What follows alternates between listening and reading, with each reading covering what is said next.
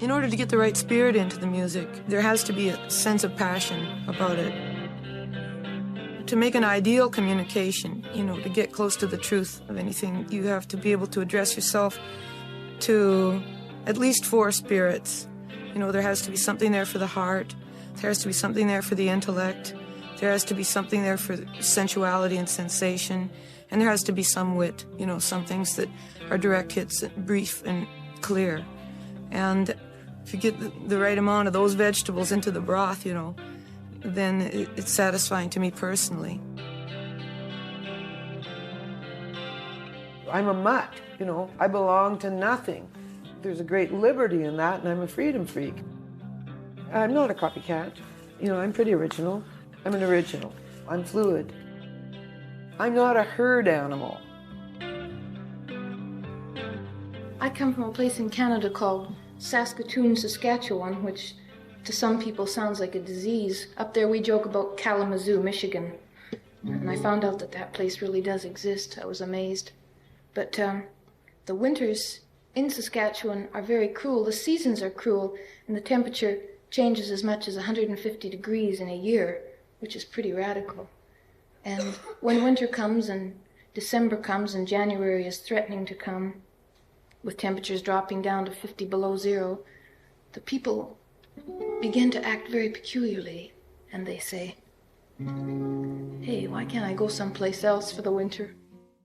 I have a very early memory of being walked on a leash. They used to put children on those leashes, and I had on a little white kind of snowsuit, and we passed a Woolworths, and the Woolworths had a wedge-shaped opening to it, and in the roof of the exterior of the building was a kind of a speaker, a tin speaker, and there was some kind of music spilling out there. And I stopped on my leash and began to bounce up and down and sing with great enthusiasm. My mother gave me a good tug, and I remember thinking that was very insensitive of her. So, at an early age, music was a great pocket to be in. I just want to tell you tonight that I have a little bit of music in my family tree, so to speak. On my mother's side, there was my grandmother who came out from Scotland to pioneer Saskatchewan. And that was before the Mounties were even royal. They were sort of northwestish. And she didn't know it at the time, but she was a frustrated rock and roll organist all that time. I know that now, but I haven't had the heart to really break it to her. But she got out there and found that the audiences were few and far between. There was her brother and the other man who she married, and a few Indians who just couldn't get behind the kind of music that she liked to play. She played the church organ for a while in a Presbyterian church in Saskatchewan, and as a result, every time that she used to get upset, she'd come home and she'd play the organ at home in the minor key. So my mother grew up not being able to stand anything that had a minor key in it anywhere. And that was my musical heritage on that side of the family. Then on the other side of the family, there was my grandfather who made violins. He didn't play them, but he made them. And my father said one day, well, he would like to be a musician, and he had $5, and times were hard then, and $5 didn't buy very much of an instrument, so he went into a pawn shop and he said, I would like to buy an instrument for $5, and they gave him a trumpet, so my father became a trumpet player. And for a while, he was the leader of the Moose Jaw, Saskatchewan Most Done Military Marching Band. I'm sure you've heard of that. Be about 6 or 7. We were all seated at this table when suddenly on the radio came Edith Piaf and Les Compagnons de Chanson singing this song, and I remember, as her voice entered into the male choir, that I had goosebumps. I think I probably dropped my cake fork.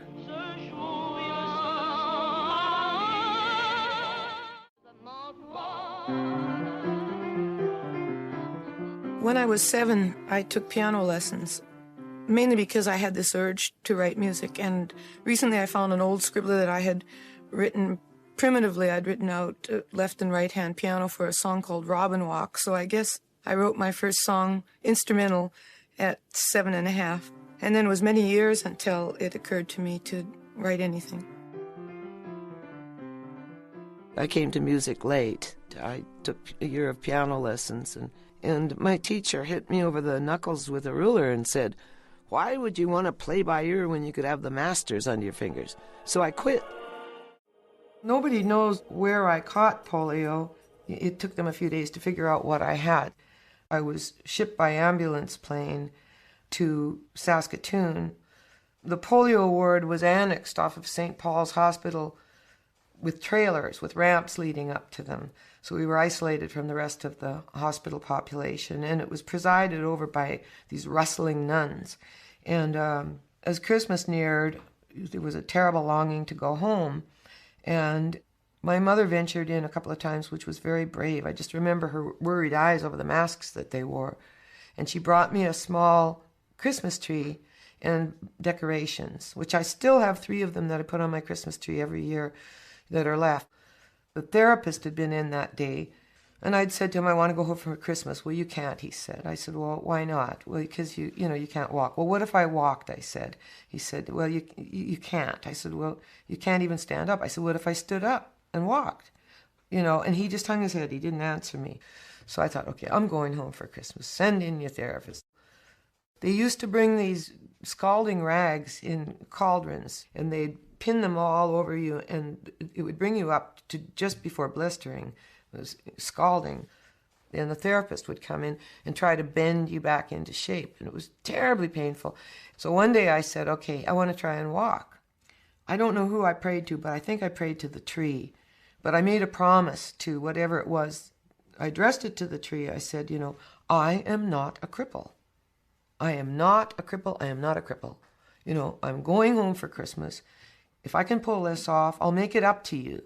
So I walked. I went home for Christmas.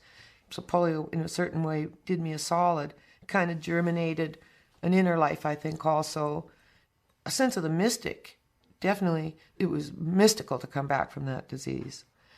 In the 6th grade, I was pinning up some drawings for a parent-teacher day when a new teacher, Kratzman, came up to me and said, you like to paint? I said, yes. If you can paint with a brush, he said, you can paint with words. I'll see you next year. He gave me permission to be both a writer and a painter. I spaced out all the way through the school system. I drew clothes, I wrote poems, I drew pictures of beatniks and hoods and funny sayings, And thank God, because most of what they taught was wrong anyway. I flunked physics. If they taught quantum physics, I would have been intrigued. Light is intermittent matter? That's some interesting stuff. Let's talk about it.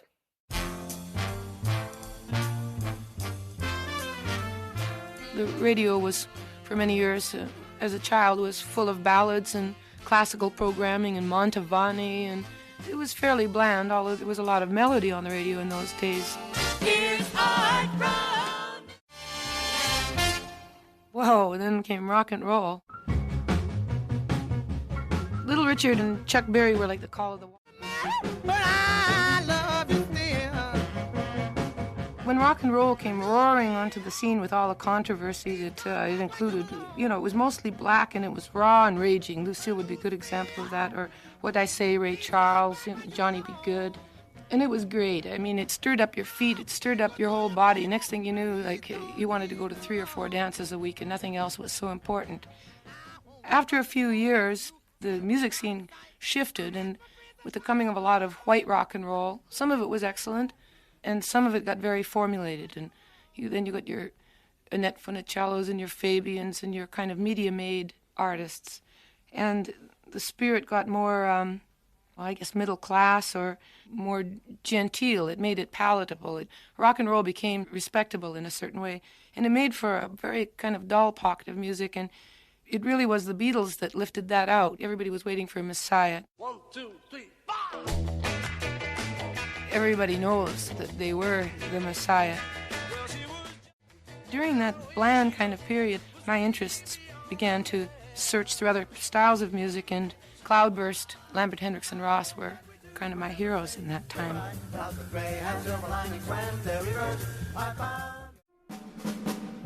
Hey, baby, I'm gonna tell you about your love. Then with the Beatles opening up the music again, lyrics began to become important. With the Beatles bringing the beat back strongly, and jazz and folk music providing a kind of an introspective vacation, so to say, from rock and roll in the middle. And along came Dylan, and he kind of put the two things together. Ah, the ragman draws circles up but I know that he don't talk. Up until the point that his work began to inspire me, I sang British Isles, folk ballads, Ewan MacColl songs, Judy Collins repertoire. It occurred to a lot of us then that you could sing the scribblings that you had in notebooks, like the private poetic scribblings. Yesterday, a child came out to seasons. They go round and round in the pain. I got pregnant. I was the only virgin in art school. You've been holding on to this precious thing, and I just kind of stupidly got caught out immediately, and so I had to create a smokescreen. The music was not of interest. This is a trick that fate, because I didn't know I had the gift. I hadn't started to write. There was no ambition. There was no, I had a nice voice, I guess. I played okay. But there was no real gift. It was just something that was happening and was going to die out soon. It was a way to get money to smoke and to bowl, because that's what I did at art school too. I came in there with no frills. I had to earn half my fare at art school because my parents disapproved, and there was nothing left over. So singing in the clubs was fun, and it afforded me a little bit of income that I wouldn't have had. Good evening, ladies and gentlemen. Tonight we have for your entertainment Joni Anderson. We know you'll enjoy her as much as we have. Let's give her a little bit of a welcome now. Miss Joni Anderson.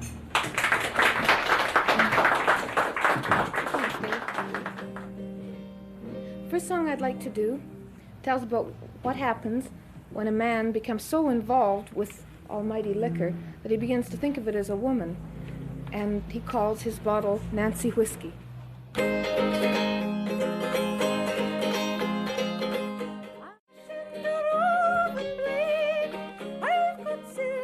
The right thing to do to protect your parents was to get out of town, go into a home.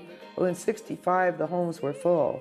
There was no way I could take her out of the hospital into a blizzard with no job, no roof over my head. There was no way I could take her. And there weren't even foster homes available at that time because there was such a glut of unwed children. But she was beautiful, and she found her way into a foster home. And I tried to get work and get a setup that I could bring her to. Well, in that time period, I couldn't get any work in Toronto because I couldn't get $160 to get into the union. I was beset by predators, like people trying to take advantage of the situation. A lot of human ugliness came at me because I was they tortured me in Toronto General, out of disrespect. But it was the dark ages then for women. I was a criminal. I was a fallen woman. It was a very difficult situation. He went to California, just a little green. When I married Chuck Mitchell, I should have been a runaway bride on our wedding day, so it didn't last very long. Both Sides Now and all of those songs that came out of that. To get away from him, I would go down to the Tottle House. We lived in the black neighborhood there, and I would sit there and drink coffee and write. And so the writing began to happen. He tried to gain ownership of it. He set up a publishing company. I had him set up too because I knew I had to get out of that marriage. I was reading a book, and I haven't finished it yet, called Henderson the Rain King. And there's a line in it that I especially got hung up on. It was about when he was flying to Africa and searching for something. He said that in an age when people could look up and down at clouds, they shouldn't be afraid to die. And so I got this idea from both sides now. There are a lot of sides to everything, and so the song is called From Both Sides Now.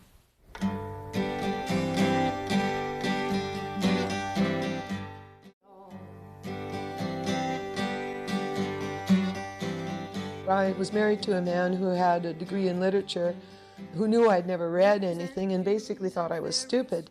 He liked the package. He married the package, and then he thought he'd Svengali a brain into it, kind of. So he married what he was pretty certain was a dumb blonde. I remember when I wrote Both Sides Now, he kind of ridiculed me. He said, "Oh, what do you know about life? I've looked at life from both sides now. You're only 21, Well, I had lived quite a bit of life. I'd survived quite a few diseases. The worst thing that could befall a woman at that time was to have a child out of wedlock, and I'd gone through that and the accompanying prejudice and terror, and I'd been tortured in the hospital. By the time I was 21, I had experienced a lot of life, a lot of the joy. I had a terrific teenage years, like I lost my athletic ability at 9 and went from being first and second chosen for teams to being not chosen at all. So I had a social crisis in my early years, but that made me have an inner life and made an artist out of me, I guess. That's where I forged my identity. I always thought of myself as an artist. And you can ask kids all the way back to the first grade. Joan was always the artist, right? I began to write. When I began to write, my music came out kind of semi-classical, because what I really loved was Tchaikovsky and Chopin and Rachmaninoff. The piece of music that made me want to be a musician was Variations on a Theme by Paganini.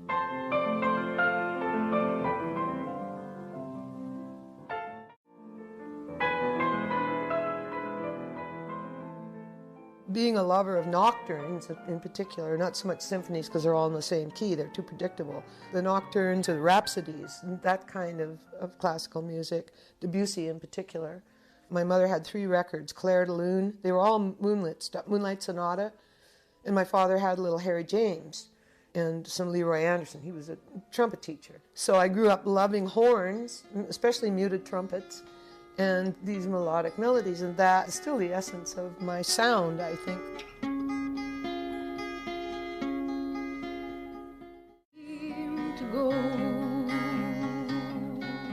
Oh, so far I haven't signed anything. I've been offered a couple of companies, but we're... Sign, please. I would love to record. I'm getting excited about the idea. I'm also getting a little frightened because of what recording entails nowadays. All of the beautiful things that are no longer in your hands. So you have to hire the right producer and the right arranger in order to make a record, as interesting as it possibly can be. And it's choosing those people that sort of, I'm always afraid that I won't get the right person and they won't give me the sound that I want. It's sort of out of the performer's hands nowadays. We used to think that Sunday nights we could have a little rest and slow down and wouldn't have to have as many waitresses and have as much food, serve as many things to drink, and have as many chairs, and boy, you sure did prove us wrong. But I can't think of any better reason than Joni Mitchell. When I was first starting out, there weren't that many women that were writing, and I was pitted in the press in various combinations. They try to put you into groups in schools, like to put you in some kind of neat filing system. And, I always think that my ideal audience would be, like a hippie sitting next to an orange cockatoo, a flaming parakeet doo, next to a basic black and pearls. That's what I would like to see. I like to see gatherings of class mixtures. I met David in a club, and he came in, and he loved the music. His enthusiasm for it, he was twinkly about it, very enthused. And he was afraid when I got my contract that because folk music was dead, his instincts were, I'm going to pretend to produce you, but I'm not going to do anything. He was the new wave. Folk rock was happening. He was out of the birds. So he basically was going to protect it because he liked it the way it was. And that's basically what we did. We just went in. I couldn't overdub at that point. I had sing and play, so we just went in, went for the performance. I did a little bit of sweetening on it. I think perhaps without David's protection, they might have sicked some kind of producer on me who would try to make an apple out of an orange. I don't think I would have survived it, because that's what happened on the second record, and it was such hell. I had a producer on one single. I turned to the engineer. The producer said, I'll be back in 2 weeks to finish this. He was a very busy man. He was, producing other people, hot chat. I said, Henry, I can't go through this. This will kill my love for music. I'll never want to record again if I have to go through this process. Could we get it done in 2 weeks before he gets back? Sure, said Henry. That was the beginning of a relationship. Henry and I made 13 albums without a producer. Henry was more than a producer in that I worked in a focused way in the studios, and I didn't need anybody to tell me how my music should go. Also, I'd heard studio musicians complaining that the producers, all they did was give them lame ideas to play and make them go over and over them, whereas they themselves had better ideas. So I thought, okay, let me see what happens when you cut a musician loose. Play me what you would play. Okay, and then I can work with it, modify it. The reason I did it, I was getting an idea for my second album. I know how it should go, part of it. Little Green for the birth, for the first song. And the second one would be Circle Game, which takes you up from birth through 20 years. And then Jeremy, which is the drugs, which is also one point of view, and I have an opposite point of view that's called Kara's Castle that I could possibly use there too. And I've got a new one called And So Once Again, and that's about the war. It's sort of a peace song. And so we've got the war, we've got Children Out of Wedlock, we've got drugs, we've got Rose is Blue, that's certainly a facet of our times.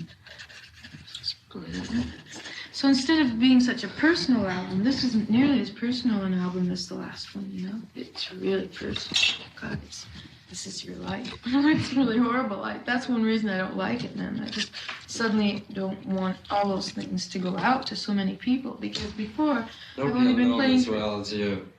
For a small circle of friends. It was so intimate. It was like it's something I wanted to share with those people.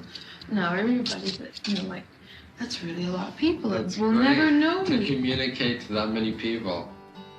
When I first saw your gallery, but let me be gentle with you. Of course I'm changing. You know, my environment is changing. Of course I'm a critic of it. I wrote for relationships. I wrote to both men and women in terms of their relationship. I was never a feminist because it was too apartheid. I mean, any feminists that I ever met were man-haters. The bulk of the camp that I met were man-haters. They saw it all as them and us, where I was constantly in the company of men, usually large entourages of men. I was much more comfortable in a company of men because I was used to it than in the company of women who seemed kind of foreign to me, up until recently, actually.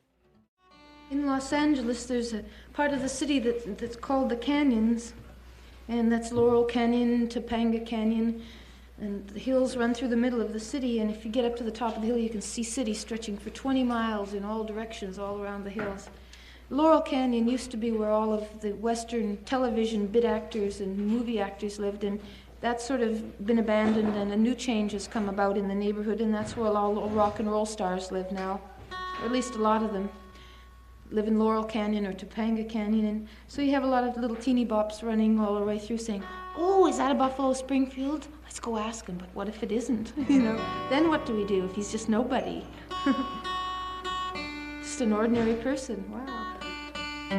What a drag. So as a result, Laurel Canyon is sort of being evacuated slowly by mindless rock and roll singers who just can't take it anymore. And they're trying to find a more secret place. But there are some wonderful people that live up in those hills. And this is a song I'd like to close with about the ladies of the canyon. The ladies of the canyon actually are from all different places. They're just good people who ended up there. One of them is a Canadian, and one of them is from New York's Lower East Side, and the other one is a Czechoslovakian Puerto Rican girl from a circus family in Florida. And they all ended up there with their various talents. And they're so representational of the good people there that I just wrote a little song called The Ladies of the Canyon.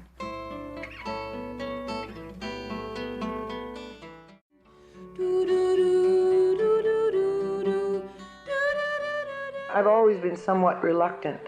I like small clubs. I am a ham, and I am an enjoyer. I enjoyed partying, so a club is kind of a party. It's fairly loose. But the big stage, you know, timing is of the essence. I work in 50 different tunings, and then you receive the criticism for that, you know, like, and it's a real pain in the butt. They listened for 3 days, and today they sounded the retreat and headed for home. The sponsors said it was going to be 3 days of peace and music. It was that all right, and much more. Estimates of the crowd ranged up to more than 300,000, and it was that size that caused most of the trouble. That and the rainstorms that turned the big dairy meadow into a mud farm. The next song that I'm going to play is about one of these pop festivals that they've been having around the world lately. It's one that I didn't really get to go to. I'd been playing the night before in Chicago with a band, friends of mine, Crosby, Stills, Nash, Young, etc., and it was their first professional appearance, and we were all kind of excited about it. And the next night we were supposed to all play in Woodstock, and I had to do a TV show the next day, so I kind of got left behind because they were having problems getting people in and getting them back out again and everything. So I stayed home in New York and I watched it on television all day and saw everybody there playing and singing, and it was really a nice festival, I guess, and from the looks of everything. And well, I wrote a little song for my friends to sing and for myself to sing as well, and it's called Woodstock. It goes like this. When I reflect back on what the 60s felt like and what made them distinctive, there was a common will to goodness. Part of it was that it was fashionable to be good. It was fashionable to be kind. It was hip to do the right thing. So you had masses of people, the bulk of the population curve, all with the long hair, which was the flag of belonging to that community. You had a majority behaving like a minority, a persecuted majority, poor to middle class to rich kids, all kind of evened out and being attacked by the powers that be. It was a phenomenon. That's what I don't think you can duplicate, is that curve and that phenomenon. As the spirit wore down, and I believe Woodstock was the climax of it, as it wound down, we entered into the 70s, which was a period of apathy. It was a sense of failure. In that introspective period, I believe people tried a lot of self-help and spiritual programs, trying to maintain the idealism, trying to change themselves, realizing that they couldn't change the world, trying to change themselves as individuals, still working on that idealism.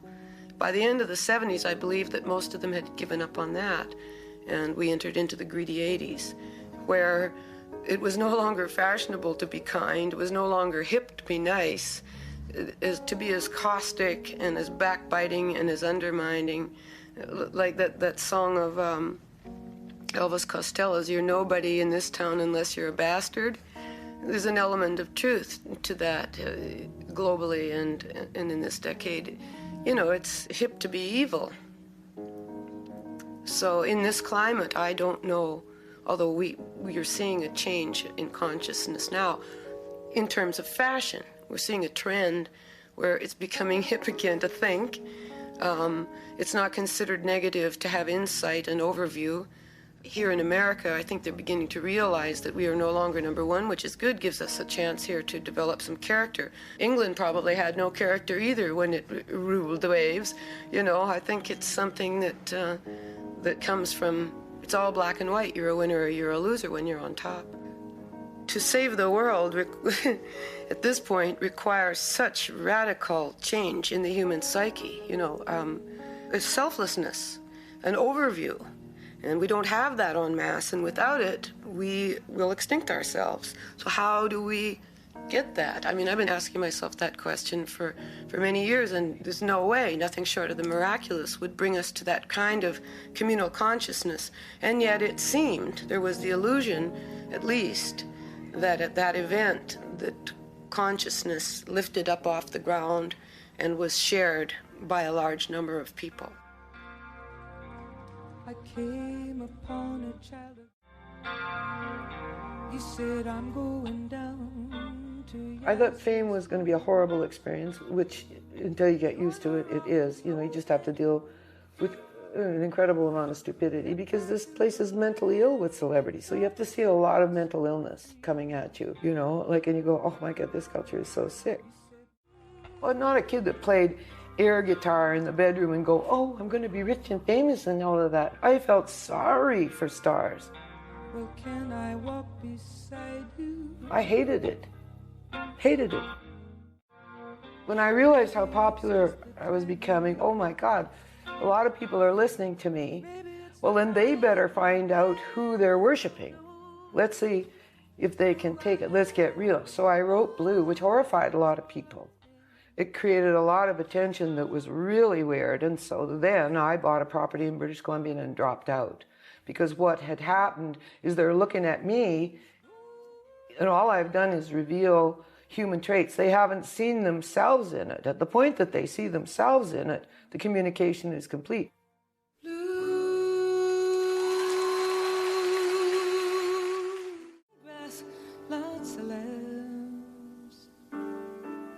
At the time that it was recorded, and I could show you on later albums the absence of this, and then on later ones gaining it back. But the thing about it was that I couldn't look at people without weeping. I mean, my jive detector, like all drowning people, was set so low, and there was almost a psychic thing where I could see through people, and I was sure that they could see through me. I felt like we were all cellophane, but that was recorded during that time period, so I was incapable of guile. And you need a certain amount of guile for self-defense and certain, friendly jive, fooling around. I didn't have that, so I was just dripping in earnestness and sincerity. I'd lost my sense of humor. As a result, it's like the London Philharmonic. Real emotion is real emotion. And there is a lot of stuff that doesn't date because we're still going through that change, like Blue. There's so many sinking now, you got to keep thinking you can make it through these waves. Acid, booze, and all the drug pitfalls that kids are heir to. In that way, it's like Kipling. Blue and Kipling's If have a lot in common. It's like you're down to the bare bone. If you listen to that music and you see me, you're not getting anything out of it. If you listen to that music and you see yourself, it'll probably make you cry and you'll learn something about yourself, and now you're getting something out of it. It's coming on Christmas, that cotton baby cry. Pain is a teacher. One of the best, actually. A lot of cultures simulate it, the penitentes, because, it produces visions and insights. And, just the natural course of diseases that I've had to fight off. Each one of them has germinated some other quality. As Nietzsche says, that which doesn't kill me makes me strong. Music is kind of a romance language. Without a certain amount of chemistry between players, it's kind of lifeless. I mean, when I was working on Court and Spark, I told Henry Louis, set me up facing the drummer, John Guerin. We had just met. We lived together for some years after that. But he had this look in his eyes, when he played, and I said, you gotta set up the vocal booth facing the drummer, because he gave me this fiery support, and it pushed the music to a level that wouldn't have otherwise achieved. Help me, I think I'm falling. It's such a lonely thing to do.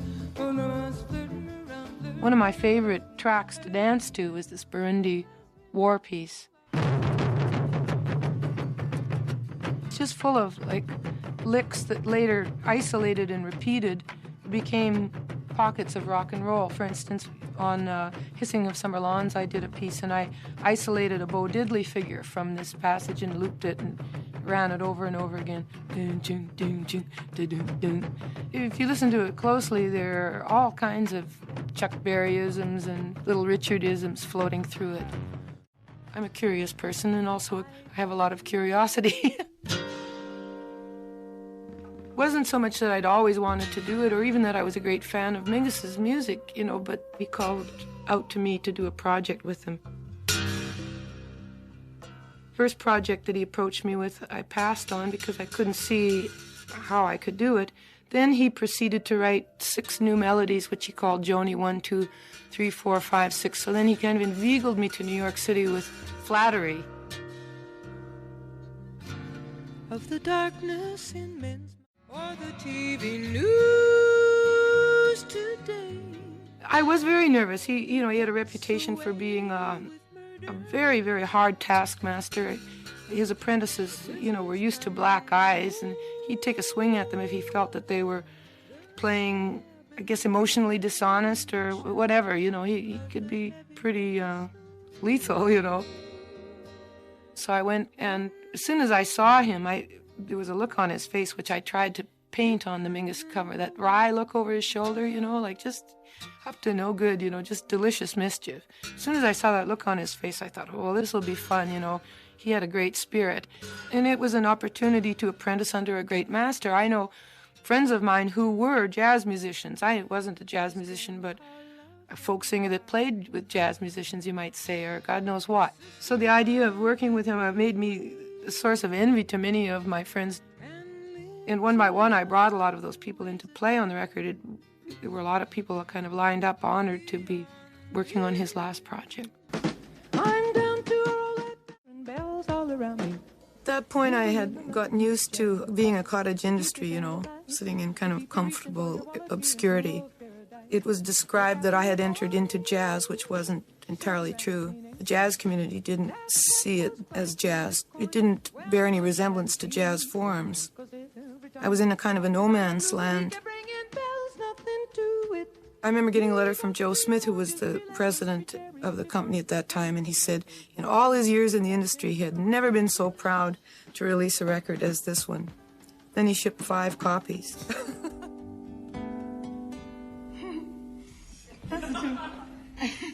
I only know that one verse to Boney Maroney. Yeah, so About the red blue jeans. A gypsy, a Sikh, came up to me in a booth in New York one day and insisted on telling me my past lives. He said they were sticking out all over me and he had to tell me. I said, I don't want to know. You know, I said, you're going to tell me I'm Cleopatra or something in another life, because everybody was Cleopatra. No, he said, it's your first incarnation as a woman. He said, in my last life I was a bird. In the life before that I was an English gent of all things. And in the life before that, and he said this with considerable distaste, I was an Arab rug merchant. And that's the one I thought, that's true, you know, because I have this affinity for textiles, and I could sit all day with a samovar of coffee, just like wheeling and dealing and feeling fabric. If a person likes a song that I've written about something specific, it's going to bounce off something that happened in their life, so it's the same with my own songs. I rewrite a lot of things to bring them up to date.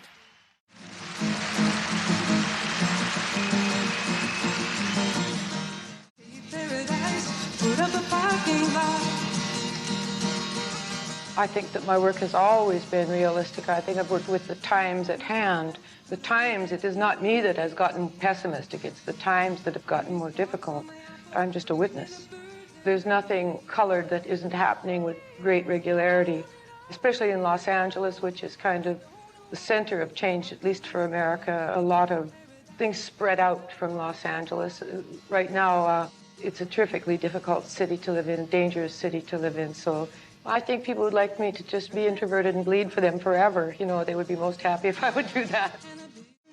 But you have to grow. The climate when I wrote my early work in California was so very different. People were courteous drivers. We didn't lock our doors at night. If you signaled to turn left, you know, people said, oh, please be my guest. Now, it's a very mean driving town. If you signal, people feel that you're trying to get ahead of them, and nobody's going to get ahead of anyone in LA.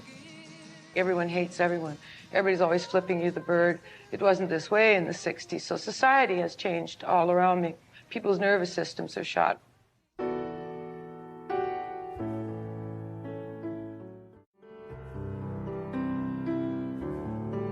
Pop is young. So we will see if the pop, quote unquote, will allow me to survive. If I don't sell enough records, which is possible that I won't, basically because of this prejudice against middle-aged women, for the last 15 or 20 years, depending on what country you're talking about, I've been out of favor, which is just typical of pop, no matter what I do. There's a possibility that I will not sell enough records to have a contract, in which case I'll paint. I've always wanted out of this business.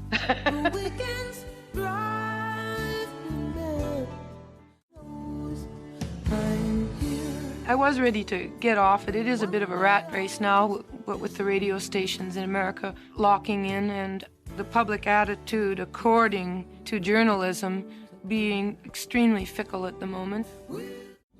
I don't think that the people are nearly as fickle as the writers would have us believe, but they love to put them up and tear them down at a rapid rate, you know, and it's justifiable, I think, at this point to just say, oh, you know, I'd rather paint, all things considered, I'd rather paint. Oh, I still got loads of musical ideas and avenues to explore. It's not that I've run out of ideas or anything, and once I begin to do it, it's pleasurable, and it's as pleasurable as the moment. Like touring, initially I didn't really want to go out on tour, but once the rehearsal was behind us and we were out on the road, it's been fantastic. I've enjoyed it thoroughly. It's just switching gears. That's the part, I guess, that, you know, that's where my laziness comes in. One day I just disappeared.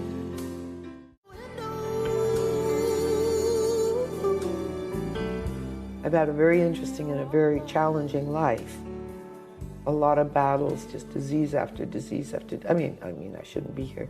But I have a tremendous will to live and a tremendous joie de vivre, alternating with irritability. I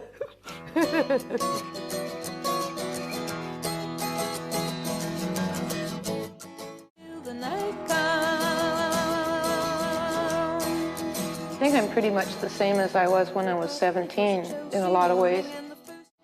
I would say that the main change is kind of an awakening of a social consciousness and to looking at a lot of wrinkle cream ads. The curtain closes and the rainbow runs away.